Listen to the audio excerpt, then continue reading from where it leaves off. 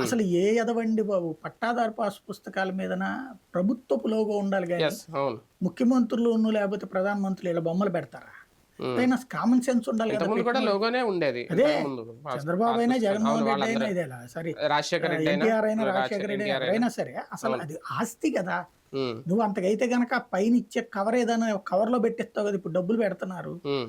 Pension డబ్బులు cover. Cover లో పెట్టిస్తున్నారు. ఆ కవర్ మీద బొమ్మ వేసుకున్నావు అంటే ఒక అర్థం ఉంది. హ్మ్. కానీ డైరెక్ట్ గా పట్టా మీద బొమ్మ ఏంది చండాలంగా? అవును. అది హ్మ్. తప్పు కదా. హ్మ్. ఒక రకంగా సూపర్ 6 వర్కౌట్ అయింది అని అనుకోవచ్చా వీళ్ళకి? ఈ 2% పెరిగి బయట రావడం, అదే నేను మహిళలను అంటుంది, అది తీసుకురావడం, 1.5% మహిళల్ని. వాళ్ళదే అయిపోయింది. హ్మ్. కాబట్టి ఇంకా అంతకు మించి లేదు.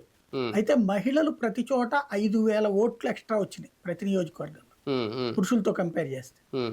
అది నాకు అనిపిస్తున్నంత వరకు మాత్రం అది ప్రో ఇన్కంబెన్సీనే ఉండొచ్చు కానీ యాంటీ అనుకోవట్లా నేను. హుహు. హ్మ్. అంటే జగన్ మీద ద్వేషంతో వేశారనుకోవట్లే. హుహు. జగన్ మీద ప్రేమ లేకపోతే హ్మ్. చంద్రబాబు మీద ప్రేమతో వేసినట్టే. అప్పుడు సడెన్‌గా చంద్రబాబు గారి మీద నమ్మకం పెరిగింది ప్రజల్లో అని కూడా అనుకోవాలా? అంతే, ఖచ్చితంగా గెలిస్తే గనక అంతే.